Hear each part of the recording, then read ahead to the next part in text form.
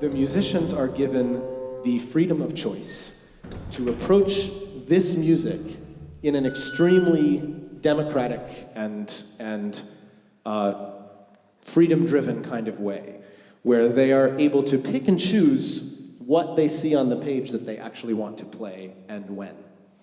And my function as a conductor in this is completely different than any other type of conducting that I would do.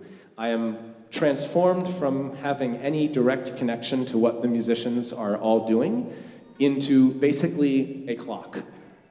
And I'm a chronometer.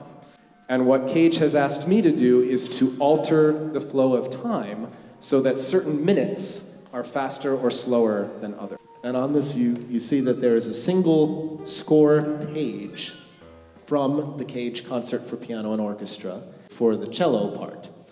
You see, it doesn't really look like a traditional page of music. This is a very different approach to notation. All the parts look like this.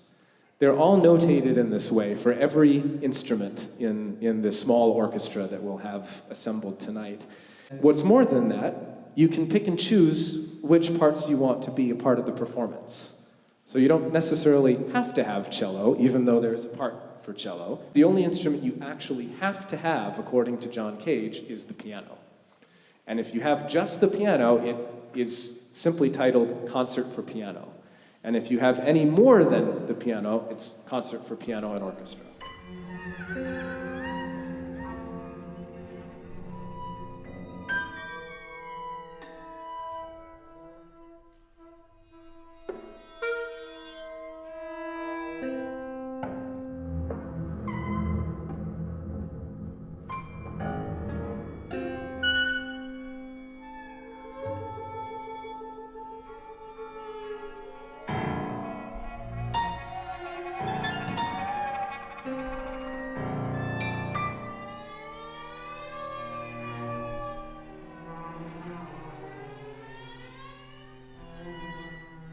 Our pianist, Kate Campbell, who is the soloist for this piece.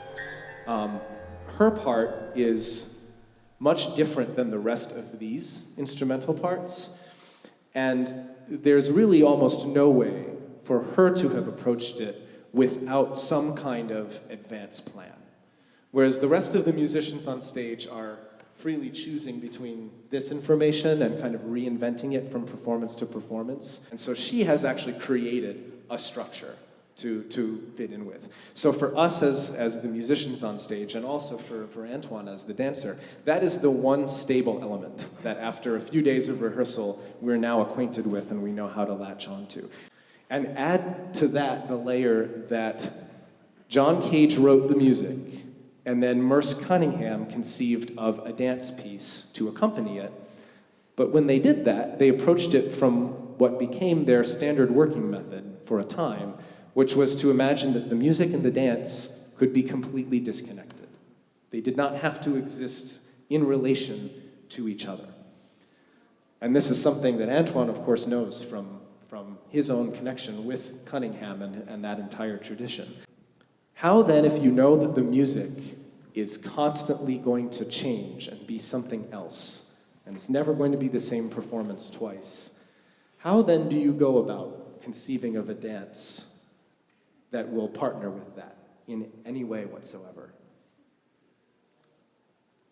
Well, first of all, thank you.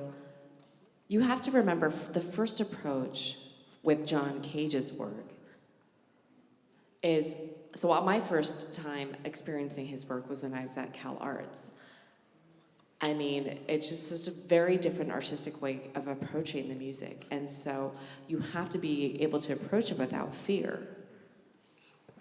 And when the first time I saw his work or heard his work, as well as Merce Cunningham, how do those two approaches go together?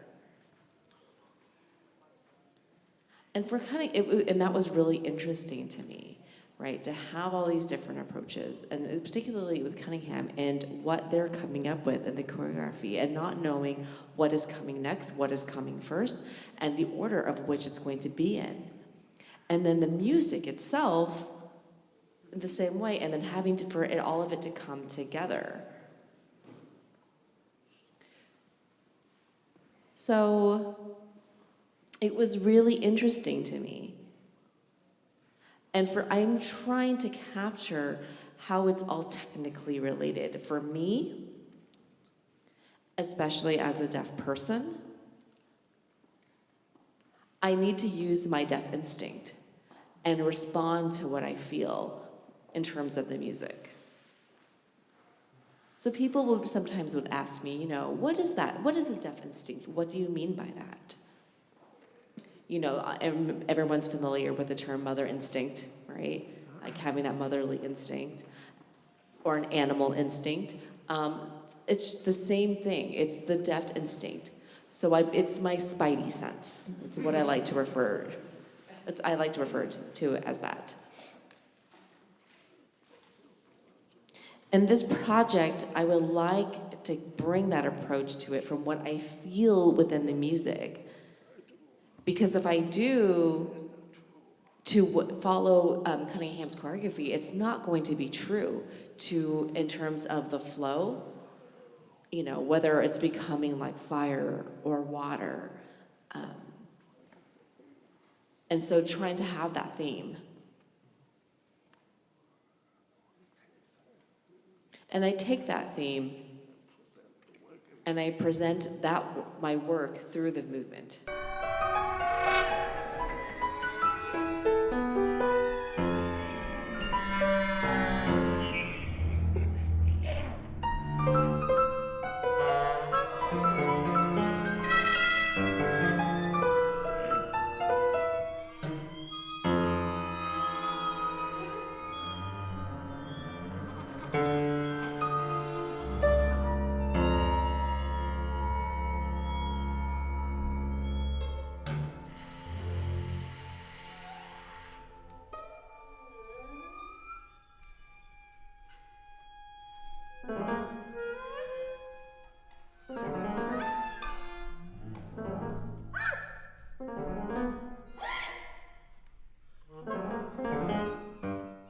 Knowing that we were shooting for a 25-minute long performance, did you kind of try to build in some sort of structural imagining to what you are doing?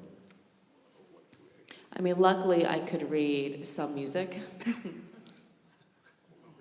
So that's always cheating a little bit because I was reading the music myself. You know, taking a look up, hey, yeah, so this is what's going to happen. And just being sensitive to that vocabulary, right? Making sure I wasn't just kind of running ahead and going anywhere with it. For the work tonight, I'm not following Mercy Cunningham's work per se, but I'm being inspired by his work. I do need to know the landscape. So in Cunningham, their group understood the landscape of the music. They understood the environment, the people. Merce and Cage, I mean, there was so much love and compassion between the two of them. And I need love and compassion from Eric and the rest of the orchestra as well. So, you know, there's that on-off relationship that needs to be developed. So I don't want to just show up day of and not know how to communicate with the people on stage with me. And so you need to show up and understand how to communicate and understand that landscape and understand the music. And Merce and John had that. They had that communication. And I feel like we learn vocabulary amongst ourselves. And with a little bit of your help.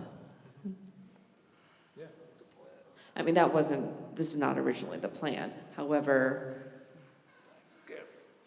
if I could get four body shapes from you all, upper body shapes.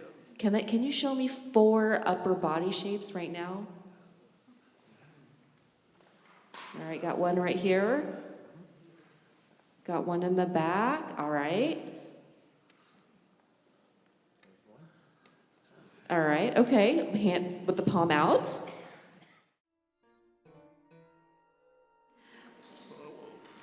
So I will be using, this was not in my original plan for tonight, but I'm trying to incorporate this all into the work, so that's kind of a spontaneous thing. That's fantastic. And that is actually the freedom inherent in Cage and in Cunningham.